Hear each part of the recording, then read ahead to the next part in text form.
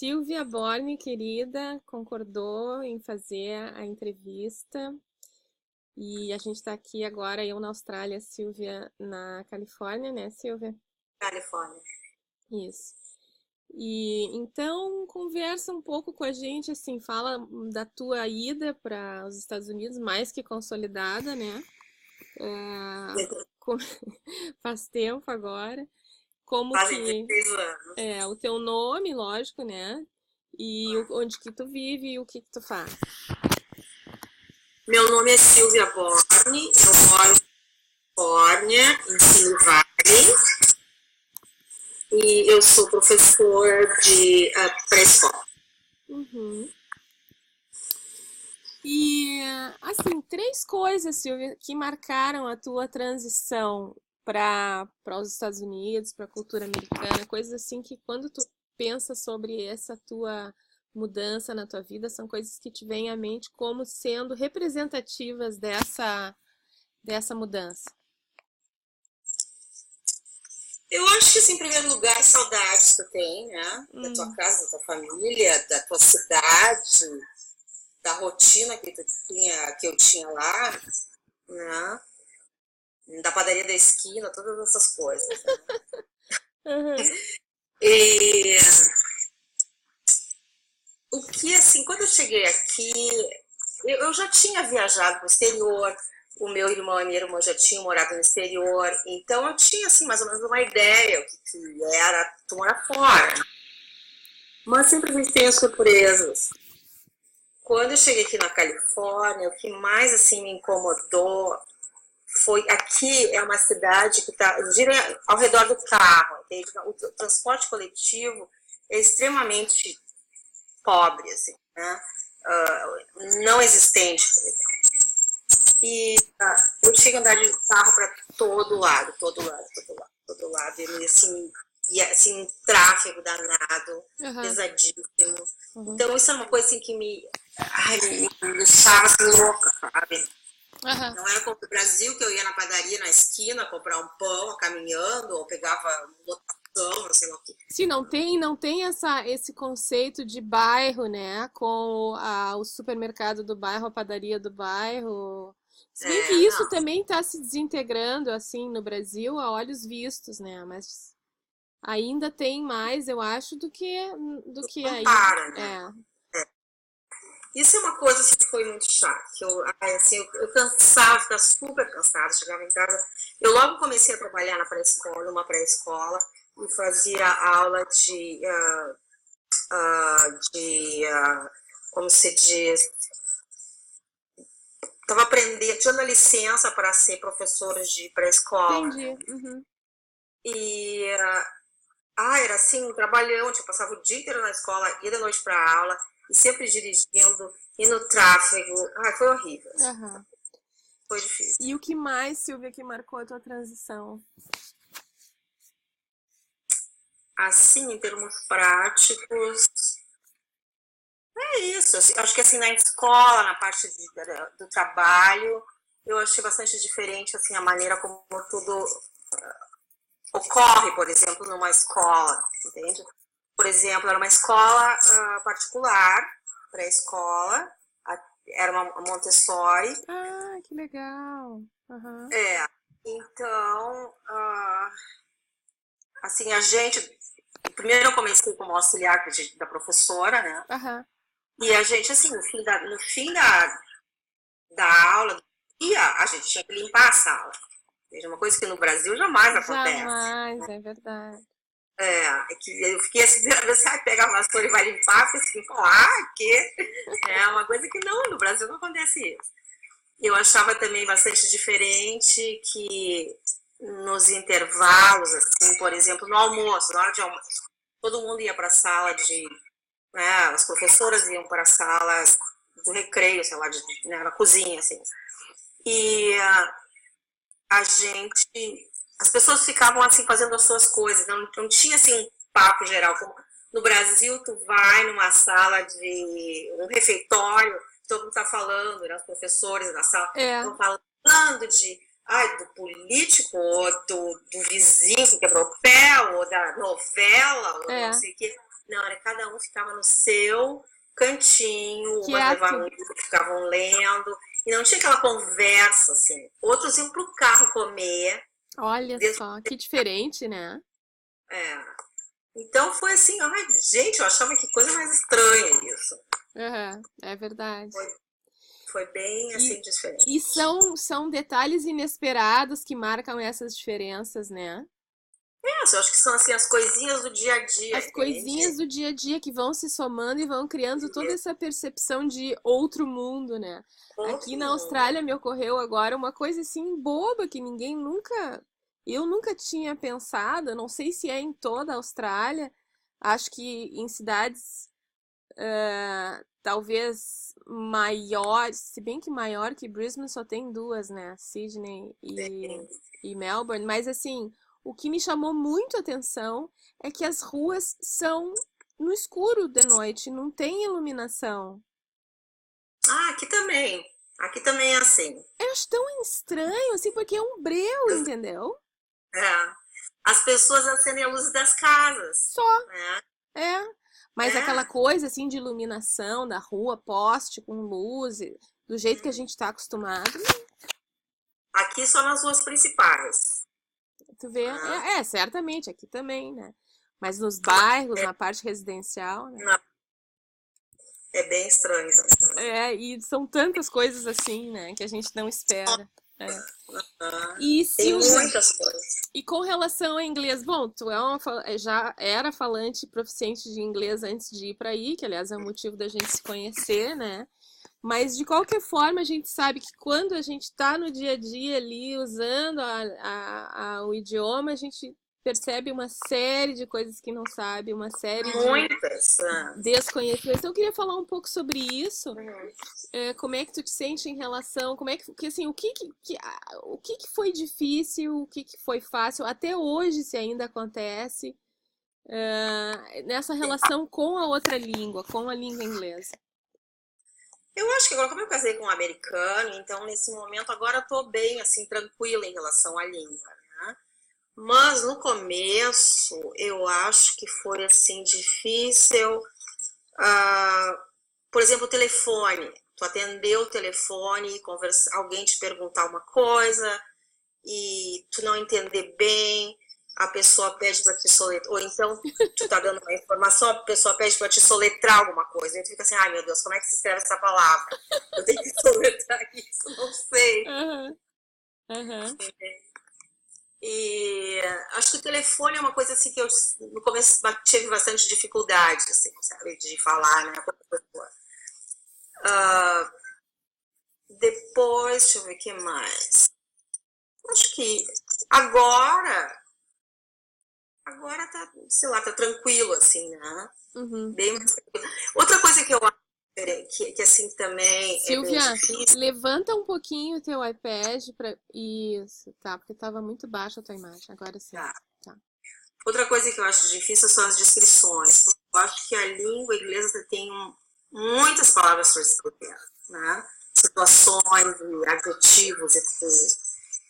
E, por exemplo, eu fui no dentista e o dentista me perguntou, quando eu fui marcar a hora no dentista, a secretária me perguntou que eu tava com uma dor de dente. Ela disse, que tipo de dor de dente tu tá? Ah, como é que vai Né? descrever isso, né? Mas eles têm palavras que descrevem, Sim, sim. entende? Aham. Então, eu acho assim difícil as descrições e às vezes ainda acho difícil, conforme o que é, né? É que a relação é a seguinte, né? Onde em português a gente tem um verbo e um advérbio, né? Ou alguma coisa assim, que a gente fala o que faz e é um fazer genérico que a gente especifica com o como, ou o onde, ou sei lá, de que forma. E em inglês tem uma palavra É uma palavra, que exatamente. condensa as duas coisas. Então, aqueles verbos na linha do caminhar, né? Ok, então assim, eu caminho saltitando. Bom, Uhum. isso daí em inglês é leap. É. Eu caminho em zigue-zague. Bom, isso daí em inglês é o que Zig-zag. mesmo? Ah, Esqueci. Mas assim, ou eu caminho passinhos curtos, isso em inglês é scurry. Então é uma coisa que é um ângulo diferente. Sim, e palavras, existe aquela palavra que descreve aquela ação exatamente como é. Né? Exato, é. E que a gente Eu acho não que é isso. conhece, nem sabe que existe uma Não, palavra para descrever aquilo ali, né? em português não tem, né? Exato, é. A gente descreve de outra maneira, digamos. Assim como em português, a gente tem coisas que não, né? É, Quantas vezes eu me pego querendo dizer uma coisa que eu sei que não tem em inglês. exato. Que é essa coisa cultural de visão de mundo, de Brasil, que é do Brasil, entendeu? Claro. Cada língua vai traduzir aquele povo, né? Só um pouquinho que o meu filho tá me chamando aqui. E Silvia, e assim, uma palavra, já que a gente tá falando de palavra, uma palavra de inglês que tu gosta e por quê? Uma palavra assim que tu gosta muito da língua inglesa. Não sei, eu acho uma assim que eu acho muito engraçada. Eu acho essa palavra boisterous muito engraçada. Qual? Boisterous. Boisterous. Aham. Eu acho assim uma pessoa barulhenta, energética, que cria tumulto, né? É uma pessoa boisterous. Eu acho muito engraçado isso. Aham, aham. Uma pessoa que tumultua, né? Exato, que tumultua. Eu gosto, não sei. Eu acho que é essa aí, eu acho assim engraçado, eu acho diferente. Aham, aham. E isso é uma palavra assim que te chamou a atenção logo no início? Ou... uma situação, conta então. Foi uma situação, uma pessoa me visitou do Brasil e o meu marido disse assim, ela é so boisterous. I don't know if I like her. Eu disse, o que é isso? Não sabia o que era boisterous, eu tinha nem ideia. Ele me explicou. Então eu não esqueci, assim, também. Achei engraçado quando ele disse aquela palavra, eu achei mais estranha essa palavra. Que gozado. E Silvia, e assim, ó, mal entendido, porque sempre tem, né? Tem algum, assim, lendário para compartilhar? Sim, tem vários, mas eu me lembro de um assim que foi muito interessante. Eu sempre passava na frente de um estabelecimento comercial, digamos, que dizia assim, body shop. Era assim, amarelinho, limpinho, a janela branca, um amor de lugar, assim, super bonitinho. Eu disse, outro dia eu vou parar aí. Passando um dia parei. Eu pensei, devia vender creme, essas coisas, pro corpo, body shop. Vender o quê? Cremes pro corpo, né? Body shop, sei lá, uma coisa com o corpo. Minha surpresa quando eu abro a porta, uma portinha branca, assim, toda limpinha. Lá dentro, que estava um monte de mecânico consertando lataria de carro. Foi o que eu pensei quando falou body shop, eu pensei, será que é a carroceria? Porque body é a carroceria, né? Sim, mas eu não tinha ideia, entende? Que chapeação e pintura, né? Eles estão fazendo chapeação e pintura. Tem uma loja de chapeação e pintura, se chama Body Shop. Tu vê e foi super engraçado, entende? Porque eu não tinha nem ideia que se chamava Body Shop. E aquela casa, eu imaginava assim, no Brasil, tu pensa em chapeação e pintura lá numa garagem, tudo feio, tudo, né? Exato, não associa que vai estar tudo branquinho, limpinho, direitinho, né? Interessante isso. Silvia, conselhos. Imagina assim que alguém quer sair do Brasil, não sabe muito bem por onde ir, como fazer. Que conselhos tu tem para dar para uma pessoa que está nessa situação? Conselho é sempre difícil, né? Mas eu acho que quando a gente vai sair, quando a gente sai do país, é super importante aprender um pouco da língua que seja, entende? Porque se tu chega num país sem saber nem nada da língua, é muito difícil, né? Eu acho que a gente não sabendo a língua, a gente se sente infantil, né? Meio infantilizado, assim. Verdade. Essa tua definição, essa tua percepção é muito exata, sabe? Ou até mesmo aquele uso, aquele conhecimento muito básico também te infantiliza. Também te infantiliza, né? E também eu acho assim, quando tu não sabe muito a língua, as pessoas não vão ter tanta paciência contigo, entende? Verdade. Os nativos, porque no dia a dia, na rotina, na corrida, azar, não vão estar ouvindo a tua, né, te ajudar a te comunicar, né? Claro. Ou tentar entender o que tu quer dizer. Verdade. Eu acho que isso é importante que a pessoa saiba. Outra coisa, eu acho assim, tentar se adaptar aos costumes, né? Pensar que, sei lá, que o feijão vai ser feito diferente em outro lugar, com outros temperos, né? É claro. Pode ser que não seja tão bom, mas tenta comer e tal, né? Esse é um conselho precioso, porque muitas vezes acontece da gente estar lutando, brigando com o lugar, brigando com a mudança e não aceita. E aquilo ali começa a ficar, vai num crescendo e o questionamento, e não quero, não gosto, e não é assim. E aí acaba levantando um muro, né? Eu acho que é importante tentar se adaptar, né? Seguir, observar o que as pessoas fazem. Elas fazem diferente, talvez a comunicação seja um pouco diferente. O que parece, por exemplo, para mim pode parecer uma coisa meio ríspida, para eles pode não parecer ríspido, né? Claro. Não é ríspido e não vai, sei lá. Ou, deixa eu pensar mais alguma coisa. Assim, tentar se integrar, né?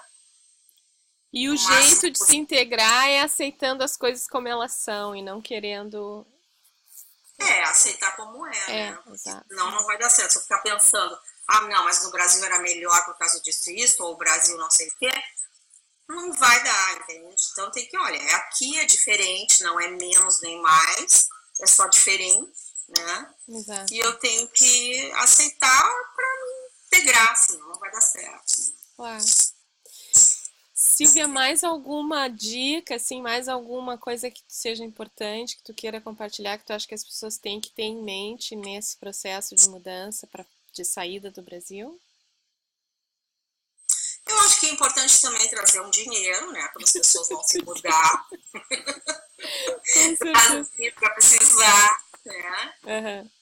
Acho que para as práticas, assim, né? Sim. Eu acho que é importante para pessoas que não têm, não vêm, sei lá, né? Verdade. Não sei, é difícil dar conselhos, assim, cada história é uma história, né? Verdade. Não, mas eu acho que, nossa, Silvia, tu compartilhasse coisas muito legais, assim, aí o pessoal que nos ouve um depoimento, uma entrevista, outra e outra, e aí vai também juntando, né, os elementos para ter uma visão que auxilie mais, né? Então, Silvia, muito obrigada, foi muito legal. Eu acho assim, que é uma riqueza esse tipo de experiência, poder compartilhar. Nossa, é muito importante. E é um prazer, né, estar falando contigo depois de todo esse tempo de novo. Com certeza. Depois de tanto tempo, né? É isso aí.